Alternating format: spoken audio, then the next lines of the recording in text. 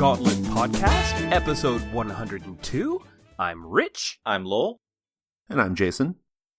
Here we are at the game roundup for May 2017.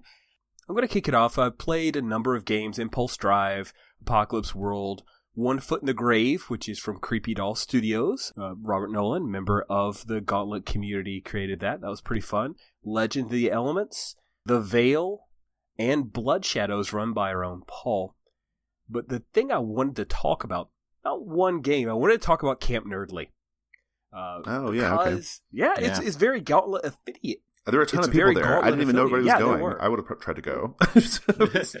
You should have. It was so close. There were people taking the train down. It was great. So it's a weekend in Prince William Forest Park in Virginia. It's right near Quantico, and it's out in rustic cabins, and you play games for the whole weekend.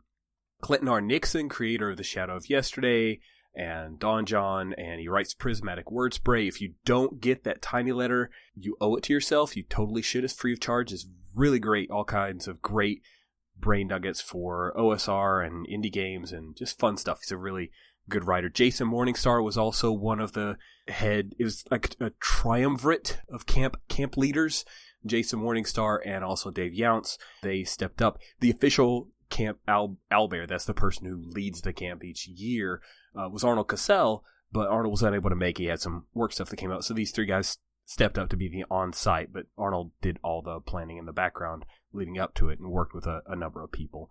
Paul, our very own Paul, was the pitch master. It was great. So the gist behind Camp Nerdly that is unique and sometimes intimidating to newcomers is that each game slot begins with the people who want to run a game stepping up in front of the congregation, which is about 90 to 100 people, and pitching what game they want to run, how many people they can take, and what the age range is. Then after everybody who wants to run for that slot has pitched their games, people queue up. And if you are full, then you push people over, go try this game, and so it's pretty chaotic and it's exciting. I chose not to pitch anything this year specifically because there were a lot of really large LARPs and larger games that people wanted to facilitate, and I felt like I would be stealing players from them. So I got to play. It was selfish, I guess, but I really felt like it helped some newer folks who were developing games have more bodies. That was my thought process.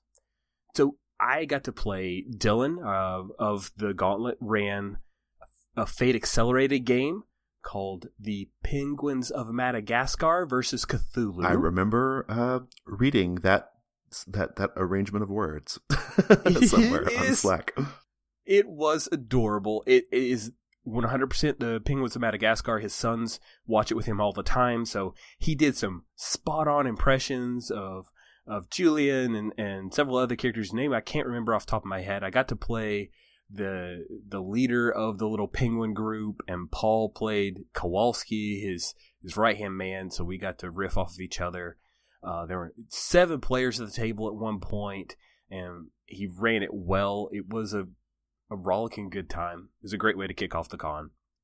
Got a chance to play Archipelago 3, run by Mark Causey, and this one, he had a specific frame that he brought in with archetypes, and it was set in the world of The Last of Us. Oh, interesting. Okay. No Joel, though, Jason. Yeah, that's too bad. Like, what's the point even if you're not just gonna have like I know a long sustained scene of you like bathing Joel's grimy body with tender erotic subtext? I don't know what the point is. So pretty much, yeah. That's what I knew you would get out of it. The cool thing was Christo played with us, another Gauntlet member, and he really didn't know much about Last of Us, but Mark had brought the art book of The Last of Us, and man, smart. That is. Wow. There was so much cool stuff that I just kind of had seen during the game is incredible. It's so good. Yeah. It's really well realized. And so this is a lot of the concept art and then screen caps and the like. And it is a great way to immerse yourself in the look of the world. And there's so many images that helped us get kickstarted into that. That was a game that Mark had run last Camp Nerdly, and he reran it this year. it was a good, tight focus. In the cards of Archipelago, right? You pull cards whenever there's a conflict. He added the card called Infected, which means that one of the infected, this is a post-apocalyptic kind of zombie, except the zombie are called infected because they're infected by this weird plant-like disease thing. Fungus zombies. Mm-hmm. And so during the critical moment of the doctor and her cult leader, ex-lover, and the commander of the small encampment kind of had a three-way confrontation near the end. Of course someone pulled the infected, so it was great. I'm like, yes! And of course there are zombies. It was fun. During the afternoon, Firebrands, which is Vincent Baker's jam about mecha pilots. And also there was a Game of Thrones hack of it, I can't remember the name of it, that Shane Lebling, also of the Gauntlet, he facilitated those for us. Lots of Gauntleteers at Camp Nerdly, Jesus Christ. Holy cow. Yeah. Right? That's why I wanted to talk about Camp Nerdly. Like, how do I pick? You're all here. My darlings. Yeah. Everyone listening, you were all there. Yeah. Yep. And Shane was there to facilitate the game. He also played with us for a bit. It was fun. Joshua A. Newman was part of the Game of Thrones group, but he came over and he sat in and watched us play. Paul was there playing it with me. It's not really my jam. It's a little too, like, pulled back. Oh, interesting. Person. Yeah, I've been hearing so many good things about it. I had too. I was really excited about Firebrands. And then we got in, and it's just scripted questions. I ask you a question about your left earlobe. Do you let me touch your ear? Yes, I let you touch my ear. Is that the thing that actually happened in the game? More or less. Yeah. The combat sequence was, okay, come up with a name of 5 to 8 people. Okay, now you're in, pick one of these things. All right. You kill one of their dudes. What do you do about it? I don't know. I'll kill one of their dudes back. All right, you kill one of their dudes. What do you do? I don't know. I kill one of their dudes back. You kill one of their dudes. That was the and I know that it's like a setup for future drama, I think, but it was really like, it's one of those moments where I felt like there's a game I'm not getting because other people were having fun. And in fact, I saw a couple sequences where people pulled really interesting scenes out of it. I just couldn't get my head around it. And so I actually dropped out and just watched for the last hour or so. And there were a couple of really interesting scenes, but it was really third person, and it was just hard for me to figure, like, how do I wrap my mind around wanting to talk in funny voices here? Because it just didn't, there were too many foreign concepts going on at once. It was too weird for me. Was it like just a bunch of dictated scenes? Like we're kind of doing it out of character, like kind of describing what's happening? Or yeah, there are 9 mini games okay. that you will, just because of pattern theory, you'll connect into a story, right? And there were people who were playing their characters in handling these back and forths within the scene. But it just, like, I didn't feel surprised. It just felt like, oh, and all right, and that's how it goes. Okay, well, that's how it goes. Is it like anything else that you've played? No, it's unlike anything else I've ever played. And I think that's the biggest crux for me, is that I think with practice and time, it will unlock for me. But it didn't. Then and there, there were too many of us trying to figure it out as we went. And I was just lost. And I was like, okay, I'm not going to sit here and ask questions and be actively frustrated, which could drag other people's fun down. Let me just step back, watch you guys do it for a bit. And I still got what I wanted, which was I want to see Firebrands in play. Yeah, yeah. Last but not least, Saturday night was the pièce de résistance. Paul Edson ran Stephen Dewey's 10 Candles. Yeah. And it was the perfect setup. We had a cabin that was way off away from everybody else. Oh, that sounds good. I can already tell where this is going. Yeah, that's awesome. And you talk about when you're in the middle of the woods, you turn off the lights, it is dark. And those candles were the only light we had. There were points where I'm like, I don't know what my die says. It was tight. It was intense. Everybody was fully committed to a solid experience. Paul kind of held our emotion in his hands. His delivery was always on point and considerate, and kept tone. It was harsh. It's a game, 10 Candles, for those who don't know, is a game where you literally have 10 candles and some 6-sided dice, and every time you fail, one of the candles goes out. It is a tragedy. All of the characters will die. It is you're playing the story to see how their end comes about. This was an alien invasion was the frame that we used. It was heart-wrenching. I played a custodian who was an ex-con, and he was a little rough around the edges. And Rachel's story was playing a really rough around the edges teenager, and the two of them ended up just partnering up. And there was never a romantic subtext, which was nice, but there was just this, we're going to go out hard. No matter how hard this hurts, we're going to win, even though we the players knew. And there was that actual irony, the dramatic irony of we the players know there's no way for them to win. But as Paul, as the GM, kind of laid out, the best way to play this game is to play as hard as you can as an advocate for your character. Right. And that gave me a lot of thought, and I don't want to go too far into a tangent because I know I took up a lot of time for Camp Nerdly. But I've been thinking about that, advocating for your character to win, and how that's not always what a story game wants you to do, right? There are a lot of times where you'll take the strategically worst outcome because it's what you think's interesting for the story. So it was fun to play, to try to be successful and not taking one for the team like sometimes I'll do in story games. Like, oh, okay, yeah, sure. It incentivizes me to fail here, so let's do that thing. Or this feels like the best thing to share spotlight with somebody. But in this game, you really are trying to not die, even though you're gonna. Right, yeah. It actually was one of those games where we took a good 5 to 10 minutes after to just sit and reflect, to talk about it a little bit, to bring ourselves out of that, because it was a solid 2.5, 3 hours of watching a tragedy unfold. Wow. Which I don't often seek. I'm just dying to play it. I haven't played it yet. You should. And the reason why I missed it hit Gauntlet Houston right as I left Houston. So they've played it a bunch. Like, they love it, and they play it, fairly regularly. And I haven't played it yet. I'm just like, oh, God. Because I know it's my jam. Like, I know it. Like, I know it is 100% my thing. Yeah. So, you'd be surprised to hear this. Do not play this online. Yeah. That's why do I not have, try to make up some Roll20 app. Don't do that to yourself, because I feel like, I don't know, this is kind of like Dread. The first time I played it was super awesome, and future times have been fun, but there's a certain magic to a really great game of Dread, and I don't know if I'll ever enjoy 10 Candles as much as the one time I did, but it was worth, I've bought the game before on PDF, and it was worth every penny I spent for what I got out of it at Camp Nerdly. Cool. Yeah, it was awesome.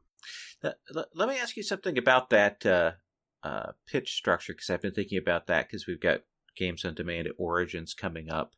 And one of the things that Origins this year at Games on Demand has a lot of really amazing GMs running.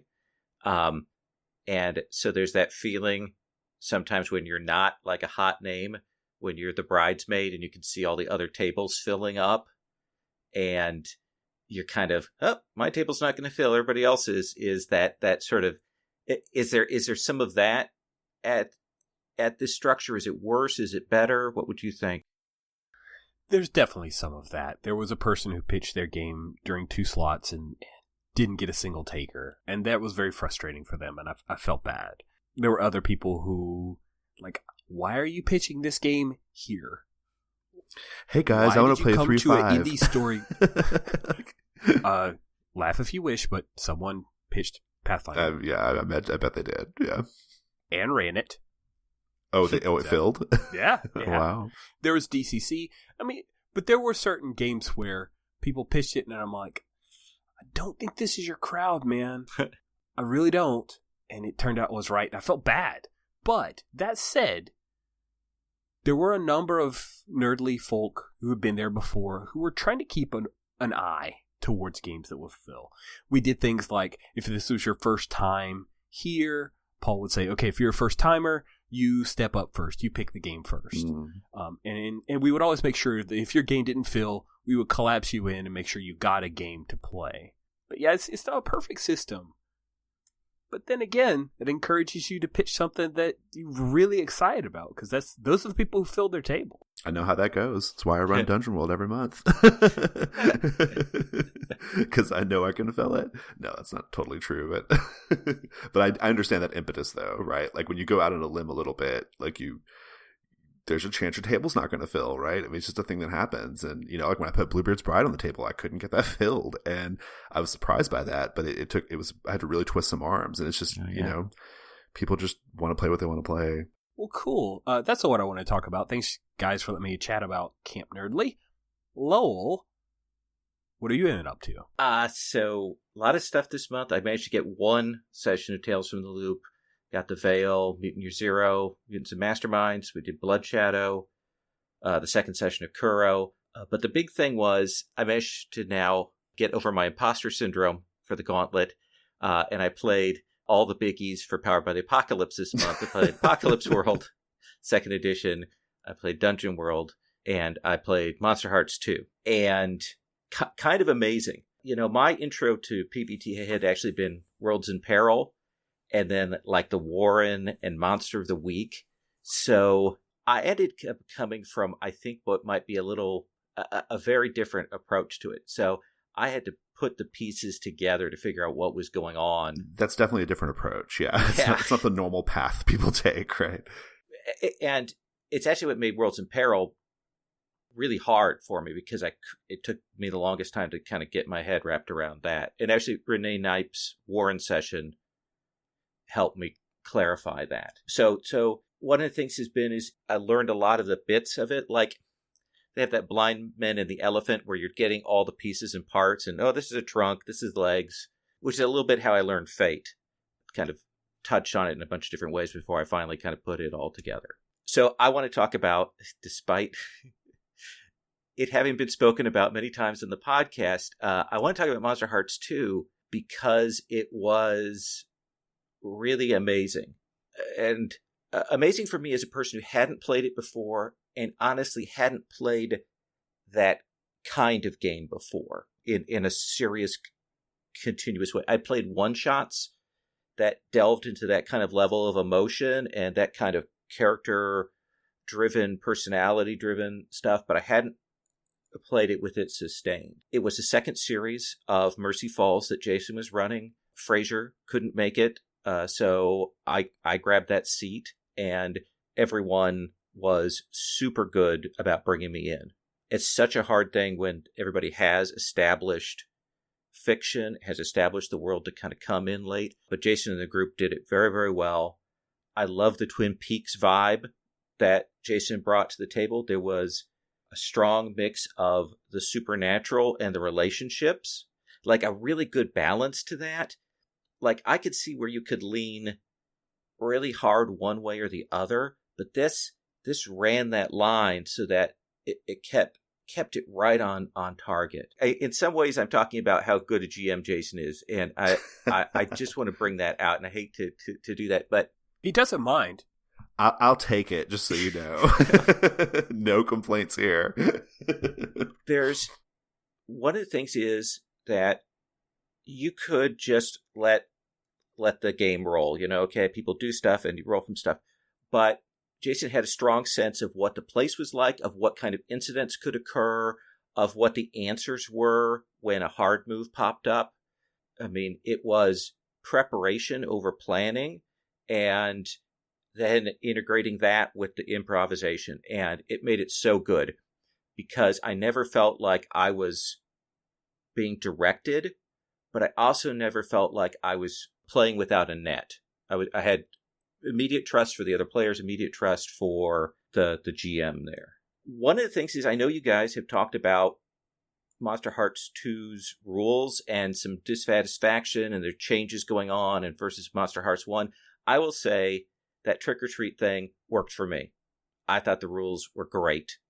Even with the turn someone on, because I was reading that generally as manipulate, and it all worked. I'll jump in there real quick to say that before we leave it, I agree. I'm still a little stuck on keep your cool. The choices that you make on keep your cool, I feel like I had a hard time. I've had a hard time in both series interpreting those choices in the moment. I think I was getting better at it toward the end, but it definitely it's the moves changed for MH2 and it's totally better. It's the best version of that move versus Krabby rules versus MH1, the trick or treat. I really like it. The new keep your cool. Yeah, I eventually got my hands around it. I think I was just I come from so many other Powered by the Apocalypse games where that move is essentially just like you get what you want with a complication or the GM makes a move. And this one has like a slightly different frame, especially on the 7 to 9. And it just took me a minute. I didn't dislike it. It definitely took me a minute though. I agree with all the rest though. I really have grown to love the changes in MH2 based off, these two series I've run. Yeah, and certainly I never got the sense that there was any hesitation on that score. As a person who was coming in and was their first encounter with rules, I never felt like that was artificial at all. It's one of the first times with a PbtA game that I got conditions and they felt really natural. A lot of games use them, but they kind of don't necessarily work. Like City of Mist has a lot of numbers associated with conditions. Worlds in Peril uses conditions as hit points. Even Masks has that very limited set of conditions that get applied when you take things, the angry and scared and so on. The debility type things that Dungeon World has, for example. Yeah. I really like the way that Jason did it, that when something happened and something went wrong, you got a condition that was named to the event and that there was some agreement on that, and that was fiction for later use. It really worked for me. Yeah, I mean, that's rules as written. The idea that like you have like a certain amount of like editorial control over what the condition is. The tricky thing about conditions in Monsterhearts, and which I think is worth paying really close attention to as a Monsterhearts GM, is to kind of understand like how those conditions inform your scene framing and inform outcomes, right? And like, so I pay really close attention to them and I try to make the fiction follow without actually calling it out. Like I never actually say, oh yeah, I'm hitting your condition. I occasionally will say it when I want you guys to know, like, maybe you should work on clearing these conditions. But for the most part, like, I would like basically do like I would always look at the conditions really quickly to see if there's a way we could kind of twist them into what was going on.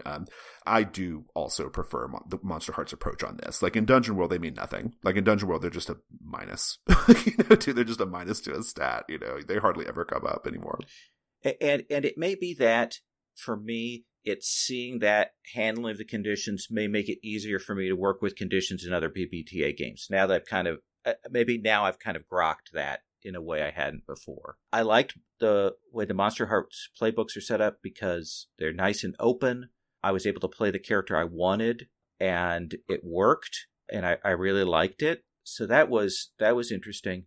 Let me talk about some stuff that isn't like so gushy, glowing, but stuff that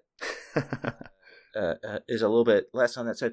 It was interesting what you said, Rich, about playing to win, because I do think in Monsterhearts, I think that's a game definitely where because you're teenagers, you're making bad decisions. I mean, that's choices are pulling you. The forces you're subject to, aren't necessarily going for what would be the smart decision to win or to get through.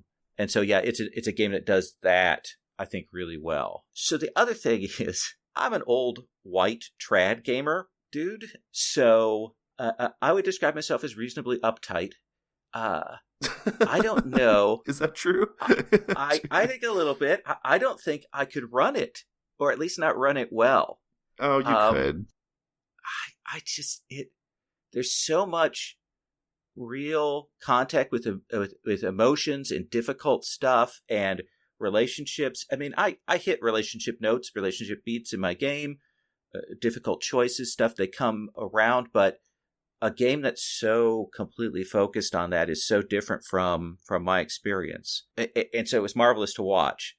I'm still processing that, I think I want to say. The other thing, of course, is my face-to-face groups are very trad. My non-gauntlet groups are... I can get them to try some other things, and I'm working slowly to get some other games on the table, but there's a lot of... I mean, these are people that the other games they play are Pathfinder, and we've played lots of trad stuff for a very long time because we've been playing together. So I think it would be tough for me to get Monsterhearts to the table with that group. But man, it was good.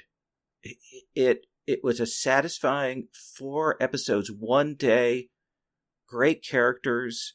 Just 2 days so far in Mercy Falls. It's all we've had. 2 whole days in 8 sessions. And Rich, Jason, everybody else who's talked about Monsterhearts being that good on the Gauntlet podcast for all these years, yeah, it was. You guys are right. You're right to talk about it. You're right at the strength of it, and it was very cool. So I think that's overall what I want to say. I'm super glad you had a great time with it as well, and I think you had a good time with Dungeon World too, which is the 2 games that I ran this month, and or that you were in. I will tell you that because you were going to be in both of those series, there's no way those were not going to be the best games of Dungeon World and Monsterhearts I've ever run. Like, there's no way. I resolved. I was like, oh, these are going to be the best fucking Dungeon Worlds and Monsterhearts I've ever done because I just, it was like, it felt like I was like, oh man, I have to show Lowell here. I've got to show him like what the magic is. Like, I've got to do it. And so I'm happy it came through. Yeah, each of the PbtA games I played, Apocalypse World, Dungeon World, Monsterhearts, I think I learned something about GMing in all of those games. And so May was awesome for me. It's like the first month in ever that I've played more than I ran, I have to say. So it was a really striking month for me. Well, I will tell listeners that I'm pretty sure we're going to release the videos on those Monsterhearts sessions. They'll be made to PSP at some point, but I think we're going to put the videos out. I'd be curious to see what other people think. I think they're going to love the characters. I know they're going to love the characters. Your character was so good. Like, it was so creepy. Like, I'll just say it on the cast right now. He played a ghost. She was caught in a loop where her parents just basically killed her routinely, and she kept coming back. So it was like, kill her, bury her in the forest, she's back. Kill her, bury her in the forest, she's back. She was like just caught in this like cycle. And I thought it was such a good like metaphor for like domestic abuse, for like just playing up a sort of like, to me it felt like a really heightened, like terrifying version of the ghost. And I loved it. I thought it was so terrific. Yeah, I dug it very much. Cool. Well, thanks, Lowell. That is some interesting stuff. Jason, other than running games for Lowell, what have you been up to? So, I ran Dungeon World and Monsterhearts, and I got to play Damn the Man, Save the Music by Hannah Schaefer, I guess a few days ago. I'm not going to talk about that right now, but boy, it was good. I loved Damn the Man. It's based off Questlandia, but it's a significantly scaled back mechanic versus what Questlandia and Noirlandia had, which I think is appropriate because I feel like those 2 games have a bit of dice overhang, but it's more appropriate even for this game because this game tells such a small scope story that sort of like scaled back mechanic made a lot of sense, and it felt really, really good. I mean, we all agreed that the mechanics never got in the way. They absolutely like highlighted the things that she wants to highlight in the game, and it worked great. So much fun. It was actually run by her partner Evan, but that was pretty terrific. I think that video is going to end up on the Kickstarter for that, so if anybody wants to watch it, it'll be there. The other thing that I've been running, and I'm not done running yet, I've got one more session on Wednesday, is Alas for the Awful Sea. Alas for the Awful Sea is a Powered by the Apocalypse game that was kickstarted a couple of months ago successfully by an Australian group of game designers. It's interesting. Alas for the Awful Sea is you play a group of sailors on a ship, or the crew members of a ship in the 1800s in the British Isles.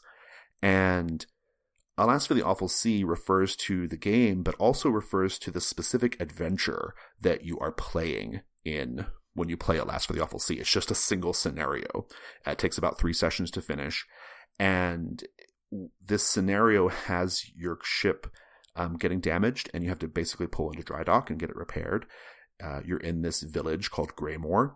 And the idea is, as you're waiting on your ship to get repaired, you are getting to know the locals in Greymore, and you're learning about like their squabbles and their conflicts and their hardships.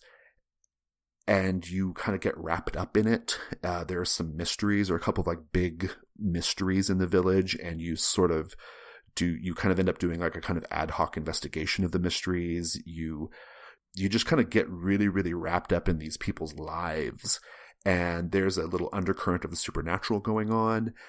And we're not done yet. And so I don't know how it's going to like all shake out. But so far, it's a story that I'm really enjoying. It is grim. It's grim in the sense, it has a sort of like economic grimness to it. Like, these people live a really hard life. They don't have much.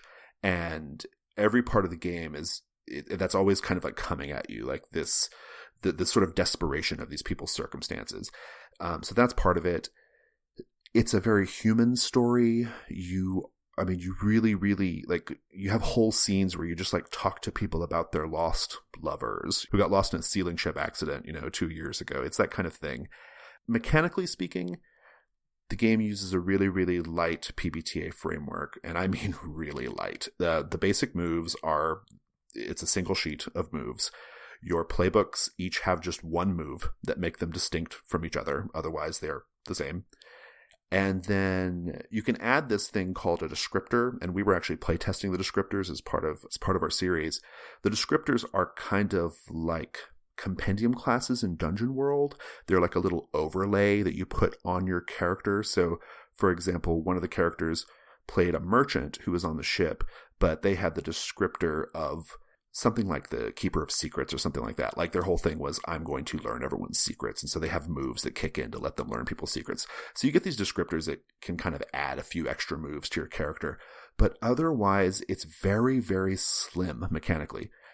At first, I wasn't sure it was going to work, but it actually does. It's fine.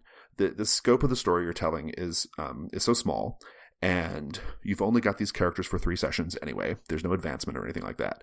And so it kind of makes sense that you don't need this giant set of moves, right? You have just like a really, really basic set of moves that help you get through this story. The thing about it, running it is really interesting because it's unlike any other Powered by the Apocalypse game I've ever encountered. It is highly, highly structured. You're going to have this thing happen in scene 1. From scene 1, you can move on to scene X, scene Y, or scene Z. From scene X, you can maybe move on to scene A or B, right? It's like really, really structured. Within each scene, there is scripted language that the NPCs speak, right? Huh. So that took a minute. I, at first, was unsure of how to work with that. I was like, well, this is really unusual for a Powered by the Apocalypse game. I'm not accustomed to this. I'm normally accustomed to just turning the characters loose, and we kind of, maybe I make some fronts later on, but basically we kind of turn them loose and let them do their thing and see where the moves take us. This is not really that kind of thing. I mean, the story, I think you can go in lots of different directions in the village, but ultimately you're kind of being funneled down this like really basic sort of overarching structure to the story. And I think some people are going to not like that. Some people won't mind.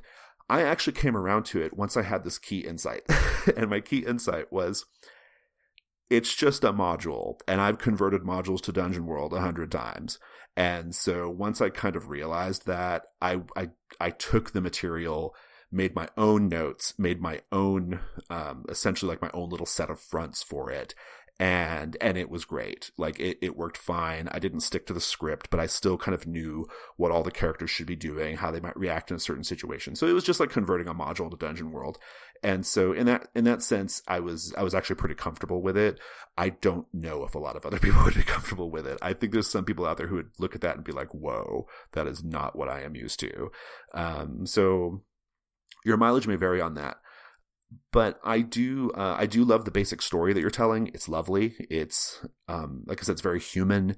It's unique. I can't remember ever telling a story like this, like in this little seaside fishing town where you are just kind of helping people out with their problems and solving this mystery that has like a certain supernatural undercurrent to it.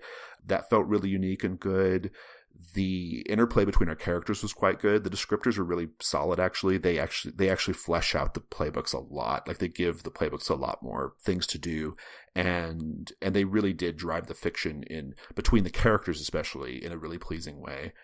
Overall, I'm really enjoying it. I'm liking a lot. I just, it's different. Like, if you pick up A Last for the Awful Sea, you have to be ready for that. It's a different kind of PbtA experience, but not a bad one. Well, so another thing I think that's worth pointing out is, as part of the Kickstarter, they're going to be releasing more adventures, more scenarios. And so I'm curious to see how that will go. Like, is it meant to be a continuing story, or do you just kind of pick one, play it for a few sessions, and then you're done with those characters? It sounds like it's the latter to me, because, like I said, there's no advancement or anything like that. So it's not just this one story. The book is going to have more things when it finally goes to print. But as it is now, it's a really mechanically light PbtA game that tells you this one tale, this one grim ass little village. So okay. I mean, I run the heck out of Lady Blackbird, and that's a module. It's yeah. I mean, well, yeah. Well, except they don't tell you what happens, like in Nightport or whatever, right? Lady Blackbird. This one tells you exactly what happens in every single place you might want to go to. It's good. They've really put a lot of care into this setting, and the text does a really, really good job of conveying the emotion and the feeling that they want you to get across in this game. And I think if you're willing to kind of take the game on its terms and be willing to push away from the structure just a little bit, like use the structure as a basic outline of what could be happening, but otherwise push away from it and kind of just run it the way that you think it should be run and make things happen the way you think it should happen based, with this sort of structure in the background, I think it works great. Cool. All right. Well, let's take a moment and have a word from our sponsor. This episode of the Gauntlet Podcast is brought to you by Nocturnal Media and their game King Arthur Pendragon. Relive the grandeur, romance, and adventure of the greatest of all legends, the story of King Arthur. Assume the role of a knight starting his career in the time of Uther Pendragon, undertaking quests and perilous adventures for your lord, for your lady love, for the church, or for your own glory. Win great renown with your laudable deeds and feats of arms, perhaps even winning the right to carve your name into the Round Table itself, as the story of Arthur and Camelot unfolds around you. With its innovative rules, including the distinctive traits and passions system designed to help you in determining your character's behavior under any circumstances, King Arthur Pendragon provides a unique role-playing experience laid out against the richest tapestry in Western literature. Nocturnal Media's Edition 5.2 updates the redesigned and reorganized 5th edition. This book also contains new material and rules changes for 5th edition by Greg Stafford, the creator of the original game. Thanks again to Nocturnal Media for supporting the Gauntlet Podcast. It's giving me life. I'll lead it off. What's giving me life is Origins, coming up in just a few weeks. Boy. Greater Columbus area. My favorite con. It used to be Gen Con. Gen Con was the mecca, but Origins is sane and doesn't make me hurt at the end of it. And get the same amount of gaming and maybe even a little better quality gaming because people aren't freaking out at 40,000, 60,000, 80,000 insane nerds everywhere. So Origins, I will be at Games on Demand. Oh, sorry, Lowell? Oh, yeah, no, good food. There's a bunch of Gauntleteers who are going. I know Kevin Lovecraft is going. He said that. Jason Cox.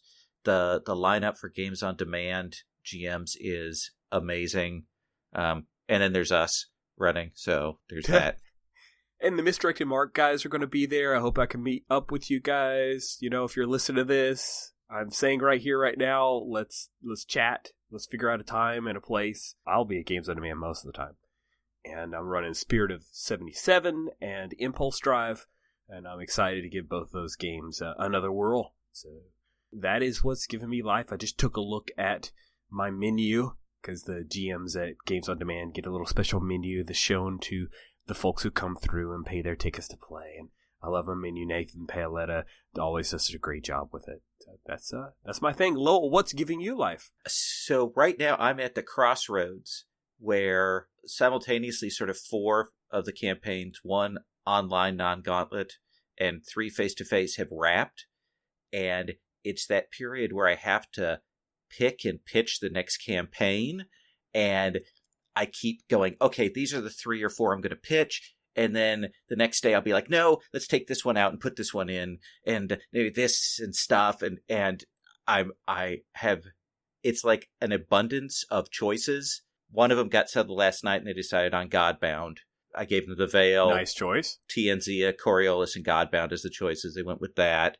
But it was very close. And then I've got some others, and that is really different and exciting for me, that period, because there are so many cool things I could run, and I want to get it right because we're going to be committing to it for a while, because we play, longer campaigns, at least 10, 12 sessions. So I give them pitches, I show them the books, I tell everybody that they can give a hard no. If one of the ones I put out there is one that they don't want to play, they can just say no, and I'll take it off the table and I'll put something else in. And then everybody votes, including me. And it's kind of exciting. So what I do the rest of the year comes out of this. So that's what's giving me life right now. That is cool. Oh, Godbound. Good one. Jason, what is giving you life, sir? So I don't have anything this week, but I do want to. I want to pitch Codex Time. Codex Time will be out in the Patreon feed this month, the month of June. It is a wash in lavender and aubergine, just in time for Pride Month. I'm very excited about that. And yeah, I know, aubergine. It's so gay looking. Codex Time has a number of articles that are all based around time and memories, and it's super interesting. It has a LARP by Wendy Gorman called Timegasm. Timegasm is about. I think I just want to say that. I'm not going to say what it's about. It's got a cool name. Just stick with that for now. You need to read it for yourself because I think just talking about it right here would spoil it. There are 2 pieces by Slade Stoller. One's called Turning and one's called Overlooked. Turning is like a tool that you can use to like evaluate like a society's values if they've like as you span hundreds of years. So okay, we have this set of like values, and now 100 years later, how have those changed? It's like a little simple sort of like little die tool to kind of help you facilitate that. And then there's a game attached to it that he wrote called Overlooked, and you use that tool to tell this game or to tell this story of these androids who are trying to recover their memories, and they occasionally like power down or whatever, and they wake up in new time periods, and so and their memories can get corrupted and things like that. Wow. Yeah, you do that with an Alpha Centauri kind of game where you do generational stuff. Yeah, it's an interesting tool. I'll be curious to see like how if people use it, like how it goes. The other thing that's in Codex Time is, oh boy, I'm so excited about this. Kyle Simons wrote a game called Reset, and it is based off of the classic movie Memento. And the idea is it's a 2-player game, 1 GM who kind of maintains the story, and then a player. And you play scenes out until that character, as in the movie Memento, until they have a reset, and then that player doesn't get to play anymore, and then you get a new player who picks up at the point of the reset. And so just like in the film Memento, where the character can't make new memories, they have no knowledge of what's been going on. They're just continuing on the story. The idea is you record the session so that later on you can all go back and review it. But it's a game that pretty accurately replicates the core story of the movie Memento. Really, really neat.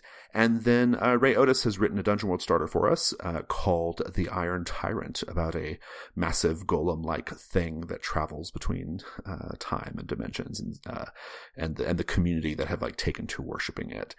And so, yeah, that's Codex Time. Oh, yeah, and the miscellany is good, too. Our little in media res miscellany. It's good stuff. It looks great. Terrific layout, terrific art. Go get it in the Patreon feed. All right. Thanks, Jason. And so we'll bring it to a close here. Thank you, everybody, for listening to us round up the games that we've been playing. Lowell always is blogging at Age of Ravens. Mm-hmm. You have recently been throwing out the post-apocalyptic stuff, right? No, actually, I've just done the history of cyberpunk RPGs, the first part of that. Man, what am I saying? Cyberpunk. Cool, yeah. So you've been doing the cyberpunk? It's gotten the most response. I mean, it's really good. I read through it all. I was like, wow, this is cool. It's my fifth most hit post in 5 days, and I've been, blogging for almost 10 years. So people are really into cyberpunk in a way I did not expect. That is amazing. Awesome. And Jason is all over your feed and hopefully in your Patreon as well. So Jason also is the person behind the Gauntlet Twitter. Mm-hmm. How is the Gauntlet Twitter coming along? Oh boy, I've been letting it fall off, if I'm being honest. I'm back down to about 1 tweet a day. I'm going to do my best to get it back up there. I just have a hard time with Twitter. I'm just so bad at it. The pace of the interactions do not work for me. I'm trying. So maybe don't find me there. Find me on G+. Or maybe do go find me there. So I'm encouraged to use it. I don't know.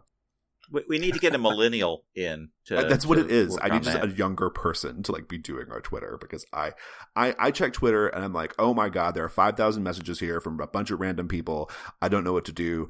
I'm just going to tweet. It goes out into the world and then it gets swamped by 100,000 more things. I don't get it. So. Awesome.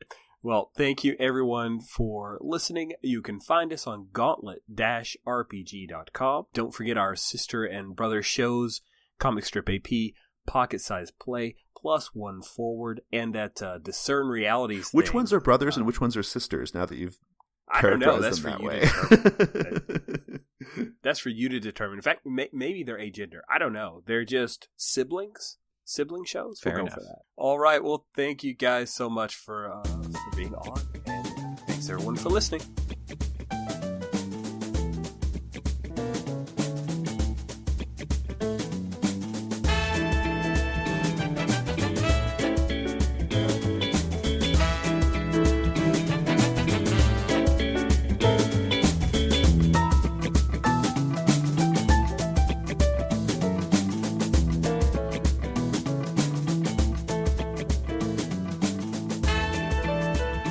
I did reveal on the Slack recently that the 2 characters on the DR logo are lovers. So